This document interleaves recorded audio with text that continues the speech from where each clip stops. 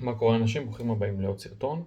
בסרטון הזה אני רוצה לדבר על החג ט"ו בשבט. עכשיו אנחנו בדיוק יום שבת, ואני יודע שיום שני, יום שני בשני לפברואר, יש לנו את ט"ו בשבט, ואני קצת רוצה לנצל את הזמן לדבר קצת על החג הזה. עשיתי סרטון בחנוכה שמסביר קצת על חנוכה מנקודת מבט אסטרולוגית, וטיפה הזכרתי גם את שאר החגים, אבל אני אנסה כזה להתמקד כל חג ולדבר קצת עליו כשזה מגיע. בואו ניכנס לזה. המשמעות האסטרולוגית של ט"ו בשבט היא דווקא מאוד מאוד מעניינת, כי אנחנו כאילו, כן, ביהדות אנחנו כן מסתכלים על ט"ו בשבט כאיזה עוד איזה יום כזה במהלך השנה, להגיד את האמת, גם מילדות אני אף פעם לא באמת הבנתי את המשמעות מאחורי החג הזה, לא נכנסתי אליו יותר מדי, זה כזה, פשוט היה יום רנדומלי שכזה חוגגים בשביל האילנות וזה. החג עצמו גם לא מוזכר בתנ"ך, זה חג שהגיע יותר מאוחר בדרך ההלכה. זה איזשהו חג כזה שאמרנו, אוקיי, זה חג לאילנות וזה, אבל אני עצמי אף פעם לא הבנתי את המשמעות של החג הזה יותר מדי, עד שממש בשנים האחרונות קצת יותר נכנסתי לדברים, להתעמק במשמעויות סימבוליות וכאלה, ואז כשנחשפתי גם לאסטרולוגיה, לאט לאט התחלתי להבין גם כמה האסטרולוגיה נורא קשורה ליהדות, מבחינת המועדים, מבחינת החגים, וט"ו בשבט ממש יושב פה על איזשהו ציר מאוד מאוד מעניין במפה האסטרולוגית, ועכשיו אני הולך לדבר על זה קצת. אז קודם כל חג שהוא מופיע בט"ו, אוקיי? כל חג בט"ו הוא בעצם ירח מלא, אוקיי? אני יודע שגם פסח חוגגים בירח מלא, גם סוכות בירח מלא, בעצם כל החגים האלה שמופיעים בט"ו הם בירח מלא. וט"ו בשבט, ט"ו בשבט, הוא חג שמופיע בירח מלא, ועכשיו אנחנו צריכים להבין גם מה זה אומר ירח מלא מבחינה אסטרולוגית. ירח מלא תמיד מופיע באופוזיציה, זאת אומרת באופוזיציה לשמש. סתם דוגמה, עכשיו אנחנו בשבט, אז השמש אמורה להיות בסביבות מזל דלי, עכשיו השמש במזל דלי, זאת אומרת שהירח המלא יהיה באופוזיציה, הוא יהיה באריה, אוקיי? צריך להבין את מערכת היחסים בין הכוכבים פה. אז סתם דוגמה,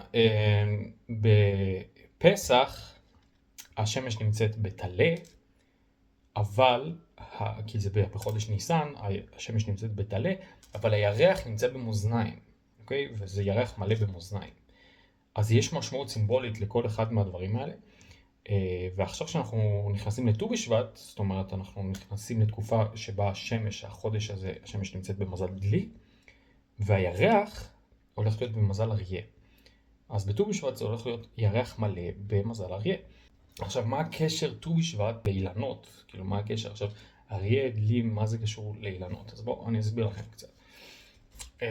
אוקיי, אז זה בעצם, בואו נעשה את זה שיראו. אז בעצם יש לנו את מזל טלה, שהוא המזל הראשון, ומטלה, שור ותאומים זה בעצם מזלות האביב. אחר כך יש לנו סרטן, אריה ובתולה, שזה מזלות הקיץ. ואז יש לנו את מאזניים, עקרב וקשת, שהם מזלות הסתיו. ואז לבסוף יש לנו את גדי, דלי ודגים, שזה בעצם מזלות החורף. עכשיו אנחנו בתקופה שבה השמש עשתה את כל הסיבוב הזה, היא עברה את האביב, עברנו את הקיץ, עברנו את הסתיו, ועכשיו אנחנו ממש באמצע של החורף. רגע, סליחה. אוקיי. אנחנו ממש פה, באמצע של מזל דלי. ובאמצע של מזל דלי, הירח בדיוק, הירח הוא הרבה יותר מהיר, הוא עושה, אם השמש לוקח לה לעשות את כל הגלגל הזה במשך שנה שלמה, אז הירח לוקח לו לעשות את כל הגלגל הזה במשך חודש אחד בלבד. זאת אומרת שהוא נשאר על כל מזל בערך יומיים וחצי כזה.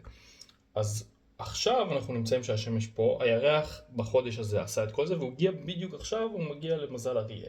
כשהוא יגיע לאמצע פה, ויהיה באופוזיציה לשמש, השמש בדיוק נמצאת כאן, כשהירח יגיע לכאן, זה בעצם ט"ו בשבט. כי יש לנו בעצם ירח מלא, במזל אריה. הירח נמצא במזל אריה. עכשיו המשמעות של זה, מבחינת עונות השנה לחג האילנות, תחשבו על זה רגע שאנחנו באמצע החורף. זאת אומרת, אנחנו ממש עכשיו באמצע החורף. החורף לא אמור לסמל פריחה, הוא לא אמור לסמל עצים שמניבים פירות. זה לא חג שאמור לסמל את זה, אבל למה דווקא הוא כן מסמל את זה? בגלל שאנחנו עכשיו עברנו את כל תחתית הגלגל. תחתית הגלגל מסמל את הסתיו, את החורף, ואז עלייה חזרה לאביב, אוקיי? זאת אומרת שאנחנו עברנו עכשיו את כל החלק הקשה הזה מבחינת הטבע, כן? מבחינת האילנות, מבחינת העצים, מבחינת הצמחים. הם עברו את כל הקור הזה של הסתיו, של השלכת, של החורף, וכל הדברים האלה, ועכשיו אנחנו בדיוק נמצאים באמצע החורף, שמכאן אנחנו רק עולים. זאת אומרת, האילנות, העצים והפירות וזה, עברו את כל השלב הקשה הזה, ועכשיו הם לאט לאט עולים למעלה חזרה לאביב. אוקיי? זה מה שהחג הזה מסמל. את החזרה, את הנקודה הזאת שכבר עברו את כל המסע הקשה הזה של הסתיו והחורף, ועכשיו אנחנו עוברים לאט לאט עולים לאביב. והפירות היבשים, למה אנחנו אוכלים פירות יבשים ולא פירות רגילים? כי הפירות היבשים הם פירות שמסמלים את האביב והקיץ הקודם שהיה. ובעצם זה הפירות שנשמרו עד הנקודה הזאת, אוקיי? ובעצם בשיא החורף אנחנו אוכלים את הפירות היבשים שנשמרו מהאביב הקודם, מהאביב והקיץ הקודמים. ועכשיו אנחנו מוכנים, אחרי שאנחנו אכלנו את הפירות האלה, אנחנו מוכנים לפריחה החדשה שתגיע כבר באביב הקרוב. אוקיי? זה בעצם מה שהחג הזה מסמל, זה חג לאילנות, כי זה בעצם, אפשר להגיד, להריע לאילנות שעברו את כל המסע הקשה הזה של הסתיו והחורף, ולהגיד להם, הנה, עוד קצת אנחנו באביב, עוד טיפה, והאביב מגיע והכל יפרח ויהיה יפה, ונאכל פירות רגילים ולא פירות יבשים. אז זה בעצם המשמעות של החג הזה, של ט"ו בשבט. הירח המלא באריה מסמל בעצם את האור בתוך כל הדבר הזה. זאת אומרת, עכשיו השמש אולי נמצאת בקור, היא נמצאת במזל דלי, אבל הירח בא ומאיר ואומר, אני פה במזל אריה. זה מזל שבעצם מציג הנאה, הוא מציג הרבה שמחה ותקווה. אז זאת אומרת שהנה, אנחנו פה אולי בחורף, השמש קר לה והיא נמצאת במזל דלי, אבל לאט לאט היא עולה למעלה למזל טלה, והירח מעודד אותה ואומר, הנה, אנחנו עוד שנייה מסיימים פה את החורף. אז זה בעצם המשמעות, אפשר להגיד, הסימבולית, האסטרולוגית שנמצאת מאחורי החג הזה.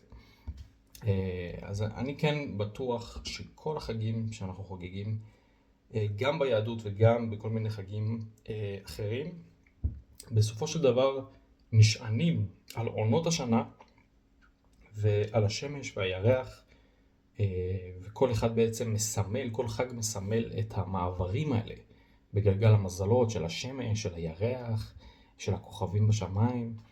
וזה בעצם תיאוריה מסוימת שאני לאט לאט מתחיל יותר להבין. אף אחד לא חייב להסכים איתי על זה, כן? יכולים להגיד שזה משהו חג כזה שהוא יותר דתי וזה בסדר, כן? כל אחד בעצם מפרש את הדברים גם בצורה אחרת. אבל פשוט אחרי שאני נחשפתי הרבה לאסטרולוגיה וגם אני חוגג את החגים מאז שאני ילד, אז אני לאט לאט מתחיל לעשות את ההקשר הזה, ואני חושב שזה ממש עובד, וכאילו אני רואה את זה, אז כן, זה מאוד מעניין. אז זהו, שיהיה לנו חג לאילנות שמח, תאכלו הרבה פירות יבשים, אבל מתוקים וטעימים, וזהו, נתראה בסרטונים הבאים.